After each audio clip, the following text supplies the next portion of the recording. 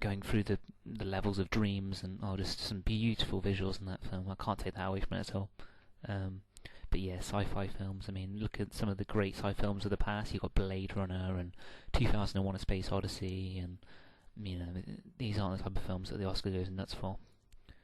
Okay, so after the break, we're going to play another little theme now, and then we'll be back to discuss more stats. We've got the 5 more films to talk about and their chances of prevailing for Best Picture. I'll see you in a minute. Welcome back. We are talking about stats and the percentage chance of each nominated film this year winning Best Picture. So, we've talked about Toy Story 3, Kids Are Alright, Winter's Bone, 127 Hours, and Inception. All 5 films lacking a directorial nomination, which pretty much gives them a very, very slim chance of winning Best Picture. That may be very sad news for some of you. We move on. Black Swan, I've given 5% chance of winning Best Picture. A number of reasons, really. Not represented for a Screenplay Award. All other 9 films of the Best Picture contenders have a Screenplay nomination in either the adapted or original categories. Black Swan doesn't. Black Swan also received just 5 nominations, which statistically is very interesting actually. In the last 40 years, I worked out only Annie Hall in 1977, which of course it beat Star Wars, and The Departed in 2006.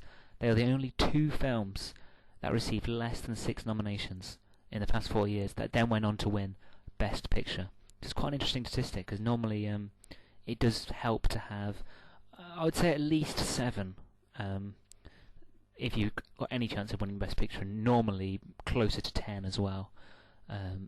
As far as history, history can always be, it doesn't always go that way, and you do have odd moments where freak incidents occur. But a Best Picture, also the other stat is only 8 films in the history of the Oscars have won Best Picture without a screenplay nomination, which makes sense. I mean, the screenplay is, it's huge. It's part of what makes the film so great in the first place. It's the heart of the film. And the last 2 films were to win Best Picture without a screenplay nomination were Titanic and The Sound of Music. We move on to True Grit, the film. It has 10 nominations. I think that surprised quite a few people, because the film was completely snubbed at the Oscars. People really didn't go nuts for that film at all. It's at the Hollywood Foreign Press Association. Really, for whatever reason. I mean, a number of people thought that it had arrived too late. I don't think that was the case. It just didn't, for whatever reason. It's a completely different organisation, and they didn't favour that film. So 10 nominations for True Grit. That was quite surprising. However, I've worked out that True Grit is lacking. It got a Best Director nomination, which some didn't think it would, but it did for the Coens. It's lacking an editing nomination, and as far as, what the stats show us is that since 1980, that was the last time that a film managed to win Best Picture without an editing nomination. And that's all the way back Ordinary People, when it defeated Raging Bull, and the less said about that, the better. I don't want to get heated here. And Ordinary People, no editing nomination, won Best Picture. Every single Best Picture winner since then had an editing nomination. It's not looking good for True Grit. However, I've given it a 10% chance, because a lot of nominations. It's got a director nom, it's got a screenplay nomination. It's the Coen brothers. Certainly the Oscars have become a lot more fond of the Coen brothers in recent years. We've got of course, No Country for Old Men, which was the first film was theirs to win Best Picture. It wasn't their first Oscar. I think Fargo, of course, was the first film where they actually paid attention to the Coen brothers. They won Best Original Screenplay, and Best Lead Actress for Frances McDormand, which was a great breakthrough, because it was like the indies taking over the Oscars as far as the Coens were concerned. Fantastic. But then pretty much ignored again until No Country for Old Men, and that took 4, nominated for numerous Oscars, won 4, and 4 big ones too. Best Director, Best Picture, Best Adapted Screenplay, and Best Supporting Actor for Javier Bardem. And basically since then they've had a Serious Man, which was nominated, and now True Grit. It seems like they just can't. The Coens are all the range at the Oscars now. It's fully deserved. I think it extends the argument about having 10 nominated films. A lot of people are against this. They say I think the Willem Dafoe quote was that it dilutes the exclusivity of the major honour, and he does have a point.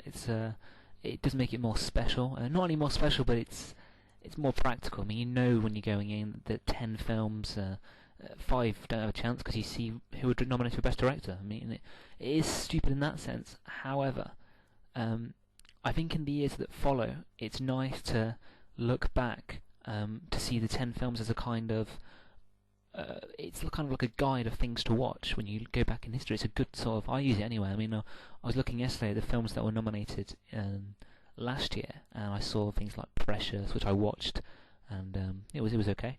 And even though they're not the 10 best films of that year, then no one's ever going to agree on that, and it's too close-minded to be the actual 10 best films, but it is kind of a nice guide to go back and think, oh, here's 10 films that are going to be good. I don't often see a Best Picture nominated film that isn't good. You're going to get a good quality film. So in some ways, it's got its pros and cons, the 10. I think I'm starting to warm to it more than I was. So, the Coens, The True Grit, with 10% chance I've gone for there of winning the Best Picture prize. And also 10%, The Fighter, which is the David O. Russell film, sports drama. They have a pretty good record at the Academy, especially when based on real life people. Boxing dramas, $1 Million Baby won Best Picture, Rocky, of course. It's got the necessary nominations in director, editing, and writing categories. Its lack of significant Best Film awards may make it an unlikely winner. It does, in many ways, just seem like a two-horse race this year, because the other two films which we're about to talk to, of course, Social Network and King's Speech, have just... Social Network had that invincible kind of early season form, and then King's Speech has taken over, really. But The Fighter, it's getting a lot of... it could be a dark horse. It's got some key nominations. Its performance is getting a lot of praise, but it seems unlikely. So a 10% chance there for The Fighter. And after the break, we'll be talking about The King's Speech and The Social Network, and which film is more likely to win, and why. Thank you. Welcome back to the Good Fellas podcast. We're talking today about the Best Picture nominees, and basically the chance that each film has of prevailing in the Best Picture prize. And so we move on. A second favourite, in my opinion, is The Social Network, the David Fincher film, based on Mark Zuckerberg, who, of course, controversially invented Facebook. I don't think it's as controversial as the film depicts. I'm not sure what Zuckerberg... I can't imagine he was too enamoured with his portrayal from Jesse Eisenberg. It's an Aaron Sorkin script. Aaron Sorkin, incidentally, who, of course, rose to fame with A Few Good Men, who apparently he wrote the script. He was working as a barman, and he would write notes and bits of screenplay down whilst in between serving customers on bits of napkins, and quite an inspirational story, really. A very talented writer as well. I think he's got the adapted screenplay award completely covered, really. I can't see that being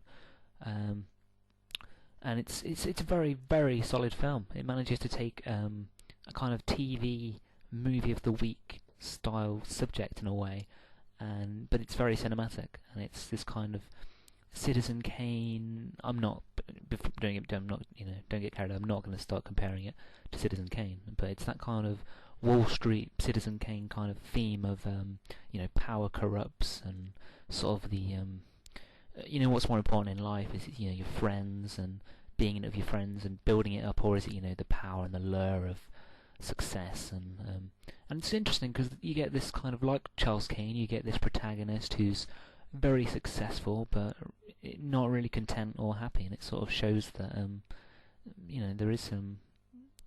It's not always so great to be at the top. So I think it did a really good job of showing that. And but yeah, 20% chance.